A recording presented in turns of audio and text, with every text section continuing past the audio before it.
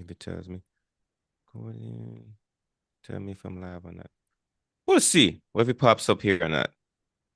If it pops up that we're live on YouTube, then YouTube, let me see here. Host. Oh, we're live. Okay, there we go. Hello, Karen. How you doing, lady? I am good. Thank you. It's How are you? I'm doing utterly fantastic. I just had a really awesome chat just now from some of another project I'm working on. It was really good, by the way. But I brought you here today because we get to talk about your book, your recent books, Dare to Ignite Your Dreams. And for the folks that don't know you, Karen, you're one of my big. I call you my big sister now because you've been such an inspiration in my life. I can look to somebody that's ahead of me that's doing awesome things, and it was amazing meeting you and getting to chat with you. But if you don't mind, tell people what you specialize in or you're adding value to the world now. Sure, absolutely. So I'm an expert and leadership coach. So I help leaders inspire themselves and others to create high-performing multicultural teams. So Okay. my one-on-one coaching really helps them to go to the next level, unlock their full potential. We all have our little imposter syndrome, so we are talking about that. And then also business-wise, I'm originally from Germany, live in Chicago for over 20 years now, and I help leaders navigating the culture divide because how we manage in Germany is very, very different on how we Mm. manage here in the US. I got to see that one full action, by the way. So for the folks that just listening right now, yes, Karen, I've seen her in action. She's very organized, very organized. I wish I have your skills. I wish I do. But they call it German punctuality, and I lived in Germany for 6 years, so I understand how punctual the Germans are or efficient they are, and you definitely have the skill set. So I appreciate having you in my corner. Thank you. So we're here to talk about. You're here because Dare to Ignite Your Dream is out, and Karen is a contributor to that book. She has her journey, her story in it. And Karen, I want to talk about I want people to hear about your experience of putting your first book out, your story out there with the world and having a conversation with them about it, and then how that experience been like, and just how you feel about it just inside of yourself. I'm curious about that. Yeah, so it's still surreal that I actually do have a book because I remember almost a year ago we were on a podcast and you're like, would you be interested in writing a book? And I was like, I've never written a book, or like it wasn't really on the plan for last year. And you're like, you know your story? I was like, yeah, you can write it down. Yeah, I'll take everything else. I was like, okay, cool. So it was really you pushed me to a uncomfortable part of my life. Mm-hmm. And it was a great experience. I recommend anybody take that step and just get out of your comfort zone. It sounds very scary at the beginning, but the journey actually was fun and very rewarding. Mm. So if I had to ask you the part of the story that when you first asked that question, you was like, I wanna tell this part of the story first. Like, what part of your story came to mind first that you wanted to tell initially when you first thought about telling your story? Yeah, I think my experience, I had well, several experiences, like the relationships I had with people, impact other people's had for me. And in our first podcast, we were talking about my experience when my dad died while I was Mm-hmm. very young. Mm-hmm. And that really impacted my life. I am who I am because of that specific moment I had with my dad and what he told me Mm-hmm. that Karen, don't let anybody tell you what to do. Do what you feel is right and get out into the world and enjoy life. And that's what I've done. So like 30 something years later, I'm glad that I listened to that advice and to, took the courage to take the step out into the great world. Hmm. No, it's interesting that you said that when you first started trying to write, that was the first story you wanted to tell. See, like a lot of people probably have the same experience. Like they're thinking about their life and they have a story that they really want to tell, but they haven't thought about writing it or putting together in a book. But when you have a conversation, people are like, I would love somebody to know about this side of my journey, my story. And it sounds like when you thought about writing, if I gotta put a book together, I want that story with my dad in there, you know? And you did that. So now what other stories that in your life, like I would want to add that other story in the book if I was to put together? Somebody just for somebody to listen to this, what would that other part of your story be? I think one of the big stories or one of the stories and the moments which were really important to me were when I was in London Mm-hmm. and I was sitting in the office and I was a front office manager and a trainer and the training manager of the hotel had resigned and I was like, no, I can't do it. I'm like a manager level. The Mm-hmm. director of training is an executive level. It's like too big of a step. So I didn't Mm-hmm. trust in my abilities.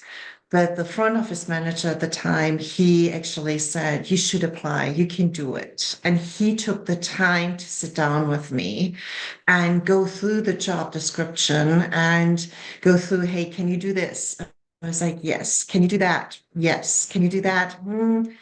Can you learn it? Yes. Mm-hmm. Check. And he really helped me coming from that, no, I can't do it and apply to, yes, I can. And he supported me in that and he and really pushed my confidence level up. So I applied and I got the job. Mm-hmm. You know what you just helped me with just now? I was thinking about when you was talking. Is somebody going over your list of qualities, your unique abilities, and say, hey, this one you can do, this one you can you learn it, right? That is such an awesome process, but you think about it. Because sometimes you think about you can't do something, but somebody show it to you, like, hey, you can do this. And can you learn this? That's the good part. Can you learn this? He's like, hey, but then the question is, who's going to teach you? Well, I'm here to teach you if you want to learn it because that was something awesome. So I'm sure you probably do that for your clients most of the days when you're coaching them. It's like, hey, let's go on your quality, your list, your quality list. Let's do a quality list check and see what's on the Yeah. list that you can kind of work on and what you Yeah. good And at already. and a lot of people I coach, especially females, women, we do have that syndrome very strong. I'm not good enough. I Mhm, can't do it. And really coaching, having a coach in your corner and mhm, having somebody who believes in you and who can actually help you overcome that step and say, yes, I can. Going from no, I can't to yes, I can. Take out that no, that negativity mhm, and really push yourself. So having someone in your corner and throughout my career and my life, I always had great mentors or coaches who believed in me and who pushed me a little bit. So mhm, getting out of my comfort zone. And they saw things I didn't see.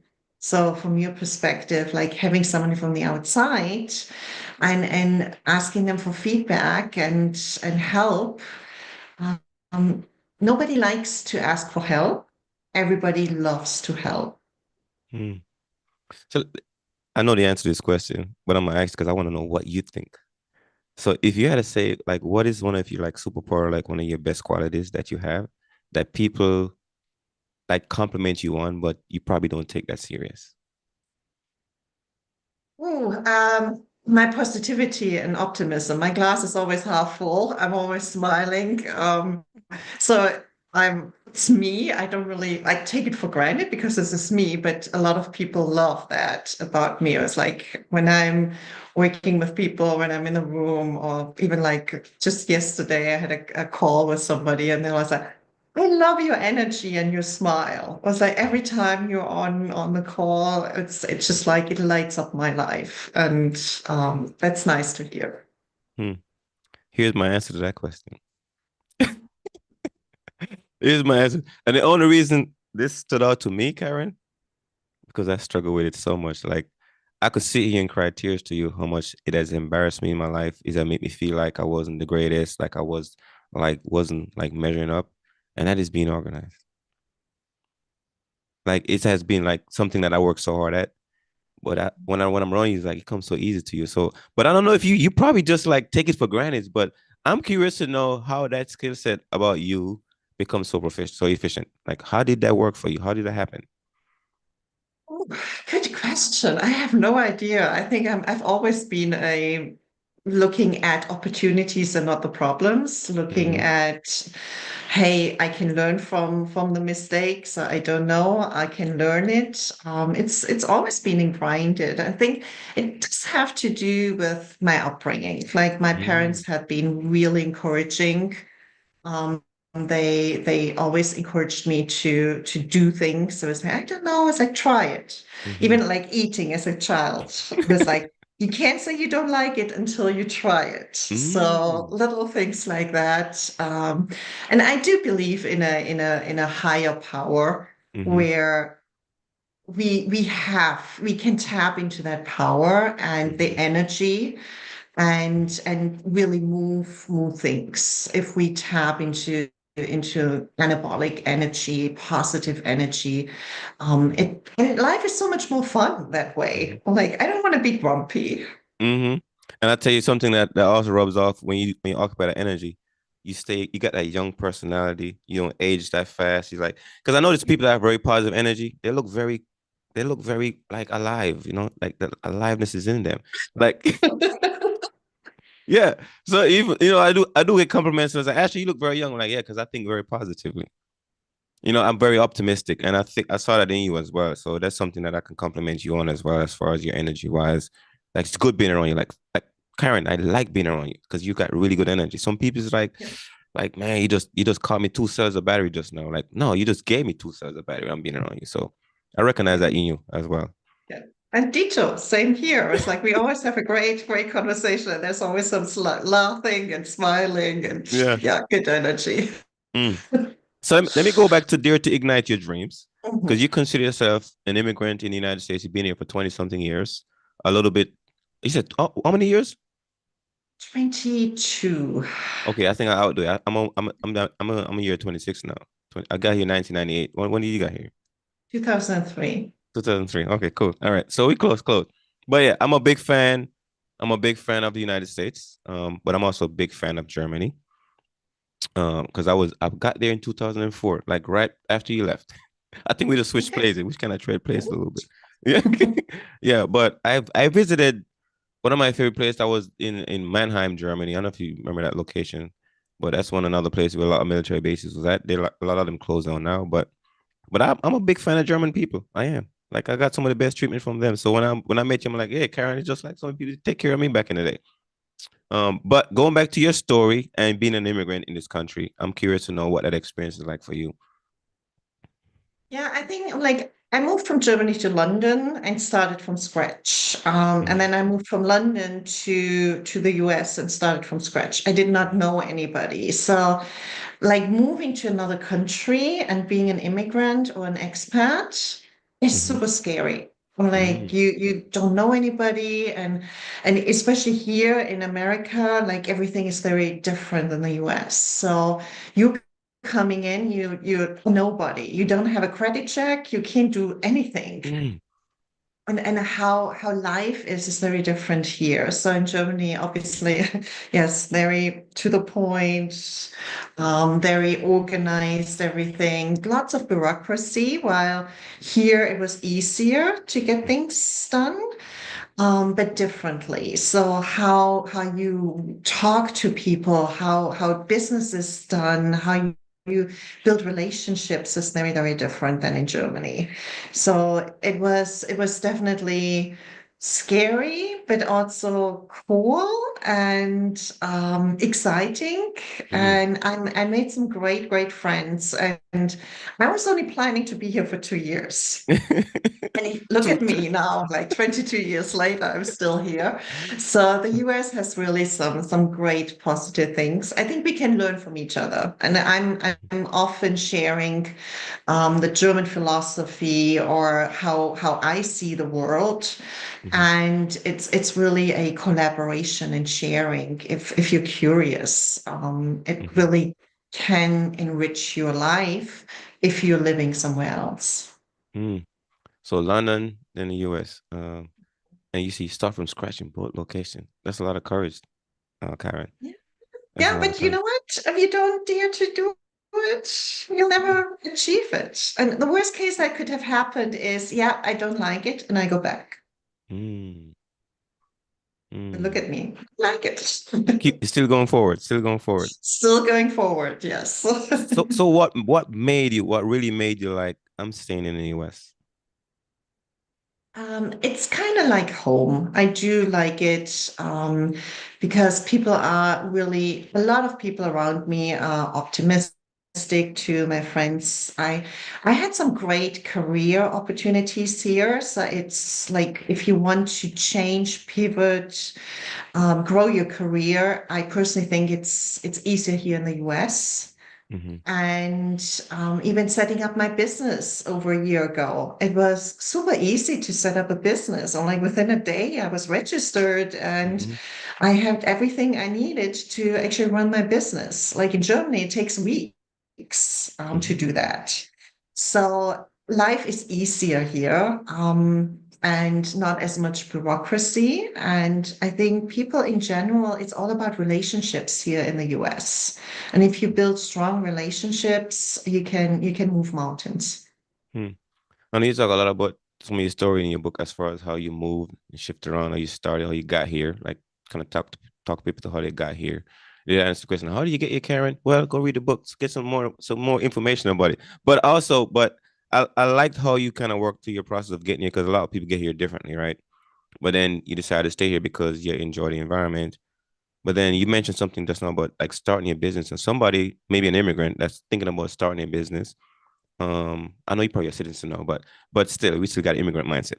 But it's still about like, well, you starting your business. How was that process for you? If you can walk somebody through that process, what would you tell them to they need to know about starting your own business? Yeah, I think what I did was I talked to a lot of people. I was like got advice from people, and again I asked for help, and people were super helpful.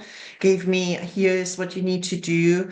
I also contacted the Small Business Administration, and they really had some great resources. So I was able to really get a lot of resources, but work with people to understand here is my vision. And I think that's really important. Having your vision, what do you want it to Mm-hmm. be Mm-hmm. before you even start? So having that vision in your mind, that will help you get there in the end. So starting with the end in mind. And then yeah, like registering the business, it was so easy online.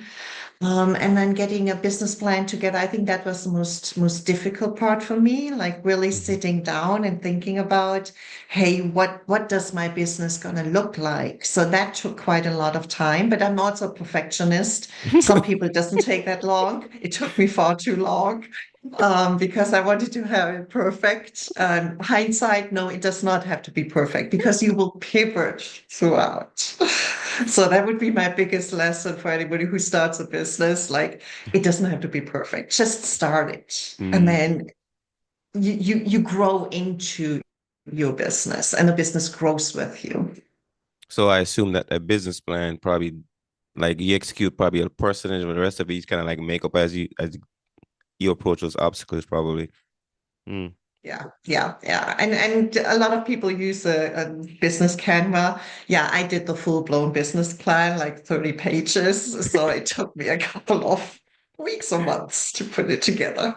Mm.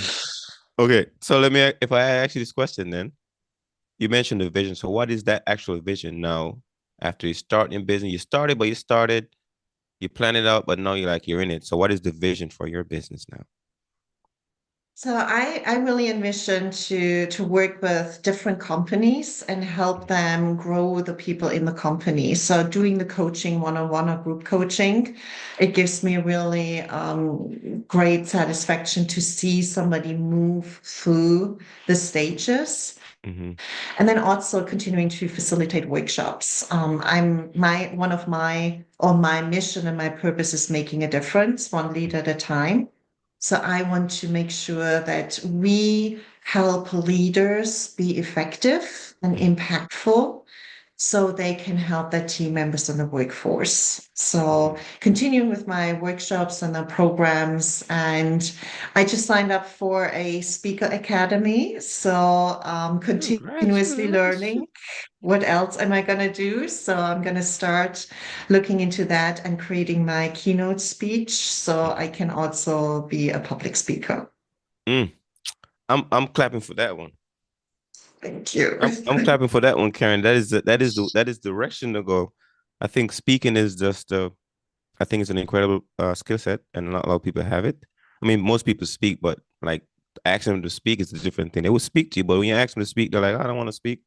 But you do want to speak, but don't ask me to speak, right? But Yeah. yeah, Yeah. especially ask me to speak in front of people. So, but yeah, no, that's interesting. Oh, I'm celebrating that with you. Congratulations on that. Thank you. You ready to Yeah, take on it the is stage? scary. I was like, I remember the first time I was like doing group training and it was in front of 10 people and like you have a piece of paper and it's like moving, it's shaking, you're like so nervous. And then years later, after I don't know how many workshops, 600 people in the room. Yeah, whatever. So Hmm. it's like getting over that initial hurdle and practicing. And yeah, it's cool. I'm like, I actually like standing in front of people. I know most people are terrified if they Mm. do so. I think, again, it gives me an opportunity to make a difference. I think you were made for the stage, Karen. I mean, Thank I don't think you. God give you all that smile for you not to smile in front of a big group of people, right? So yeah. Awesome. Okay, so the book is out, and you've been, working through your process of being, just like digesting the process of being an author, and then like, okay, what else can I do with this authorship? Because I think you're a key person of impact and influence now, based on how you kind of put your story out there. So I'm curious to know what's ahead. What's next? What's next for you, Karen? What's next for you?